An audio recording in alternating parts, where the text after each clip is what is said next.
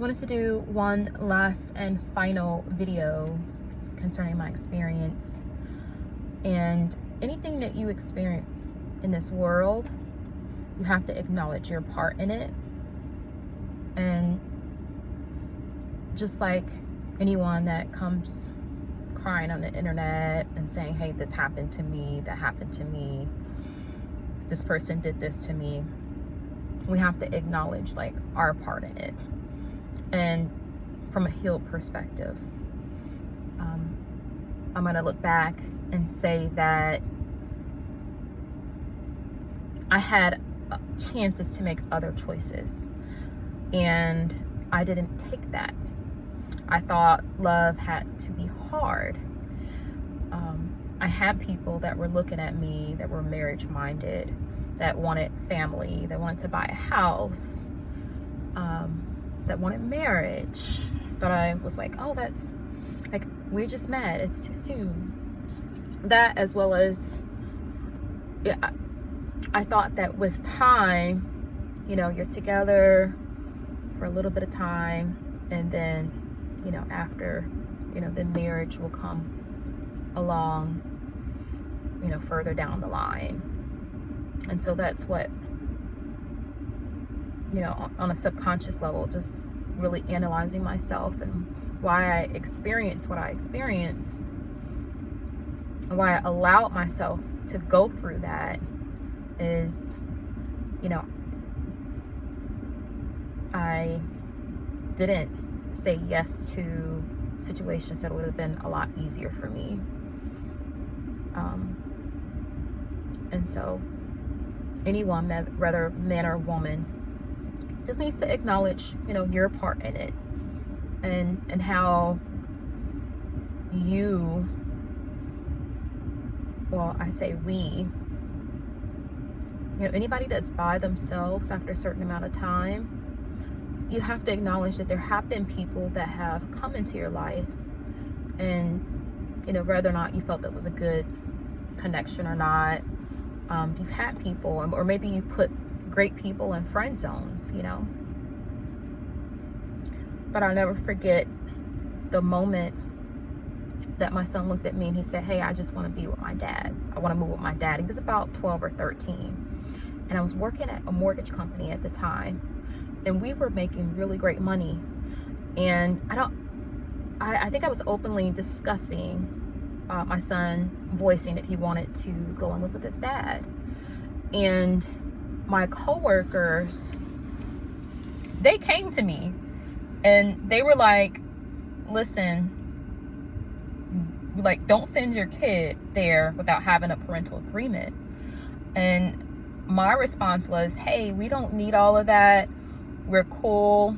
I've never had any drama with him. I drop him off to him. He brings, he brings them back to me. I've never increased child support payments. Like, I didn't foresee sending my son over there would be a problem. So sending my son to go live with his dad would be a problem. But every single day I came into that office, I had just like mentioned it.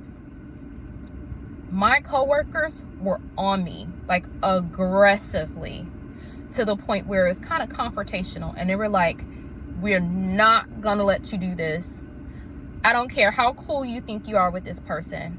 Do you realize how much we make? Do you know how much this person can stand to get if you send your son over there?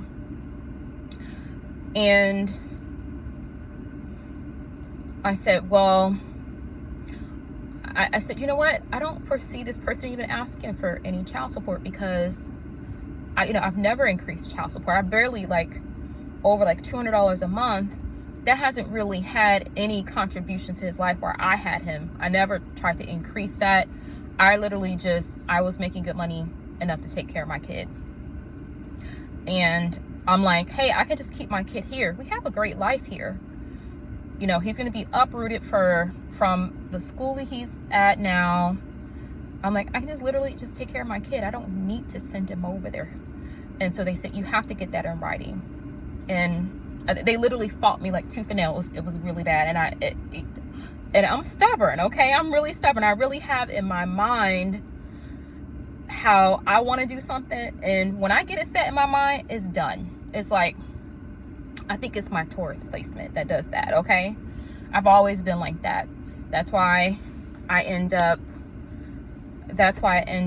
you know, getting married at 17 and still having a baby. And you know, people came to me and said, hey, you're a teenager and you're having a kid. And I'm like, I'm going to figure it out. Like, how are you going to do it? And I'm like, I don't know, but I'm going to figure it out. And I did. So I could be really stubborn at times. And I literally fought them tooth and nail. But the way that they came down on me and was like, we're not about to watch this unfold. And I was like, okay. So I sent a parental agreement and had everybody notarize it. And sure enough, right, I didn't know all these years that there was hidden animosity. So my son goes over there, and so I immediately stopped the child support payments even before he got over there. No problem. And then so my son goes over there, and you know, he's been looking at our lives. He's been looking at the vacations I take my son out, you know, looking at my house, things like that. And he just feels like he feels like, hey, I should be able to experience, you know, some of these things that you're experiencing. And so immediately he tries to take me to court for child support. And, you know, of course the courts told him, you know, that's not going to be, you know, that they weren't going to allow that. I don't know what they told him, but it wasn't something that he was able to pursue. And I don't think there's anything wrong with, you know, paying someone child support. You know, not at all. So I get it. I know that there's a lot of women and there's a lot of men that, you know, have not taken care of their kid at all.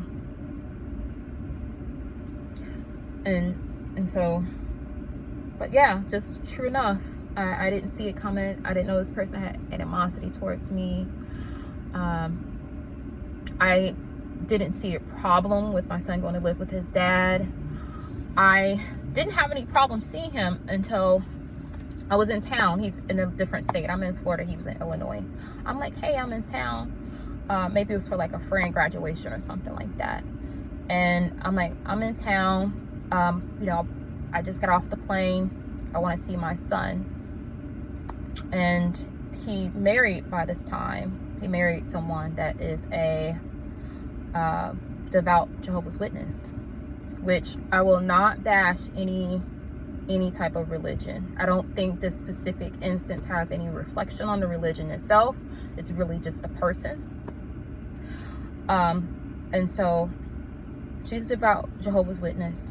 And, you know, my son started going to the Kingdom Hall, which he really enjoyed because they allow him to speak. So my son, one of his gifts is, you know, he's a speaker. And because of that, he loves that church. That is like his heart. So, you know, he's found a lot of his passions out there. Here in Florida, some of the things that he's involved with, for example, you know, having an apprenticeship for a software developer at a major corporation, came and got him while he was in high school. My son's highly gifted. We're from up north, coming here from down south, and the years that he was here in school, they didn't look at him as a highly gifted kid. You know, so he goes back with his dad, and, you know, so major corporations are after him. You know, has been in an apprenticeship over 2 years, you know, right in high school at a major corporation to be a software developer. And so everybody's got a calling in their lives. And, you know, the state of Illinois has been good to him. He's doing his passion. He's speaking at the church. He's, you know, has an apprenticeship. And, you know, so it's unfortunate. I thought, you know, sending him there, I still will be able to have access to him. Like, I gave his dad access to him while I had him, but it's not happening. He's now 18, 19 years old. And I know I'm jumping around, but I went there, the first sign that this was going to be like a back and forth, like argument, like some ghetto ratchet stuff. I had came into town, and the wife got on the phone with me. I'm like, hey, I'm here. You know, I'm talking to my son's dad. I'm like, hey, I'm here. I would like to pick him up at 4, have him back. I know he's got school in the morning. I'll have him back about 8 o'clock. And so the wife takes the phone from him, and she's like, I don't give a. She starts cussing me out. Like, I don't care if you are his mom, and I'm the mom now, and all kind of stuff. And I'm like, what? She's like, no, you're not going to see him, and you can't come to my house. And just like, and I'm like, what? And so the friends that I was with at the time, they're like, girl, call the police and go over there. And I'm looking like, so I'm just getting into town from Florida. And they're like, call the police and go over there. And I'm like, oh my God. I was like, so I'm going to go to somebody's place, call the police, and be arguing back and forth with her. I was like, and so then here's what made it so bad. So then my son gets on the phone, and he's like, Mom, you're starting stuff. You should have given us a heads up, right? You should have given us a heads up.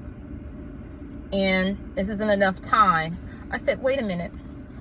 I said, it's not enough time. He said, it's not enough time for us to prepare for you to pick me up. So my son's yelling at me. She's yelling at me. The dad's yelling at me. And I sit back and I'm like, huh. And I said, not enough time. I said, I told you, and I can't remember specifically exactly what happened. And I'm like, I'm your mom. I told you guys the day before. Even if I'm just coming into town, it was like a sporadic trip, I should be able to pick you up. I've never denied your dad, to be picked up. So now I got my son screaming at me. Everybody's yelling at me. And so I'm like, okay. And my friends are yelling at me. They're like, girl, take the police. And I'm like, I'm not doing any of this. I'm going to go hop on the plane, go back to Florida. And I was going to immediately have the state of Florida request to have him sent back. But then I realized, I said, well, one of two things can happen. So my son can be here. I can have an angry child here that resents me from taking him away from his dad. I'm like, well, so it's just been chaos. It's been so much chaos. My oldest went away to the military, and he had like a graduation for basic training. And so I'm like, I don't know where they're about to send him. I don't know what's about to happen in his life. Let me get all my kids together. So I sent him a plane ticket. They said they were gonna send him on the plane. Last minute, and she laughed about it and then put him on a plane. It's like they know, like all my efforts to try and like pull everybody together, they want to go against it. It's like they want to do everything that they can to make me miserable. And so now I'm giving it up to God. Now my son, he's seen all these people that have no regard for me, disrespect me for no reason. Never even had a conversation with this woman. So now I'm thinking like, I've never had a conversation with her. Who knows what the dad has told her about me. And, she got on the phone and she was cussing me out one day. And I said, this is not really godlike. You call yourself a person of faith. And doing this, I said, only, the devil is the author of confusion. And what you're doing is just pure evil. So I'm not going to talk about this anymore. I'm talking, a lot of people feel like, oh, don't even mention it.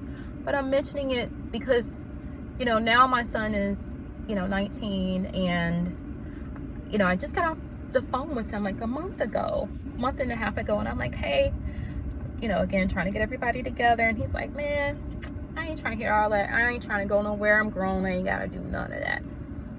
And so now, you know, that's the fruits. And so something that I made a choice, you know, instead of being with someone that respected me as a woman, so then the child will respect me as their mother, could have saved myself this heartbreak. And this was so painful. This almost took me out. I'm gonna be honest with you. This almost took me out. And I've seen a lot. I've been through a lot. But this right here, because family is important to me. But I'm going to honor his soul and what he has to do here. You know, if that's what he chooses to do, and he, meaning my son, if that's what he chooses to do, and say, hey man, you're not a part of, you know, what I have to do here. And he's got high regard for, he's a very respectable person in the community, and he does a lot in the church, and he's really great with his stepmom, but just has no regard for me. Says that he, you know, but I don't fault him for being that way. That's the way his dad, you know, he's been raised like that, you know. I went to his graduation. Last time I saw him, I think it's been over a year now since I've seen him. And I went to his graduation, and I finally got my kids together. I'm trying to get everybody together. It had been 3 years since we had been together. And my oldest paid $900 to fly from California, where he's stationed, to come into Illinois to see his graduation. And so we're there at the graduation. I fly in. I say, hey, you know, I'm here. I want to pick you up. And his dad gets on the phone like, you know, he's got a graduation tomorrow. You know, he don't need to be going out. I'm like, my kids haven't been together in 3 years. I'm like, I'm on my way to pick up my oldest from the airport. I want to pick him up so we're all together. And when, you know, and he's like, nah, you know, just like foolishness, just strife for no reason. And so my son is like, Mom, yeah, you know, I got a graduation tomorrow. I'll see you tomorrow. And I'm like, okay. So just being there, being constantly disrespected. And I'm like, I went to the graduation. It was good to see, you know, my kids all together. And now the wife that he is with now, the lady that's in Jehovah's Witness, I guess they're getting a divorce, or I don't know what's happening. They've been arguing. It's been messy. So I'm there at the graduation, and I'm there. I see them arguing in the parking lot of the graduation, and I'm just like, and then he's like, so he looks at me. He's like, can we get a picture together, me, you, and my son? He's like, I just want us all to get a picture together. And I was like, what do I look like taking a picture with you? So after everything that you have done throughout all these years, and even on this trip right now, you want a picture with me so you can say, oh yeah, this is my baby mama. No, sir. No, I don't want a picture with you. You don't get to be in a picture with me. And so, and then he's upset. And then my son's like, Mom, my son's like, you're making my dad upset. And I'm like, okay. Like, this is just, you know, God bless everybody. He made a choice, and we're all living the fruits of our choices. And so I just want to acknowledge my part in making this a reality for myself. And the most important decision you will ever make in your life is who you have a child with, who your friends are. And so I want to encourage you. And I had older women that tried to come to me, but they didn't come to me in a nice way. They came to me aggressive and cutthroat, like, y'all young girls is dumb. You know, they said it in that. So I'm coming with you with love And, you know, everybody wants a healthy relationship. And, you know, you deserve love. Just make sure that you have those conversations up front to see if you guys are on the same page. And if someone tells you that they're not on the same page and you guys aren't on the same frequency, just release it. Save yourself from any heartache. I love you. Peace, love, and light. And here's to making better choices.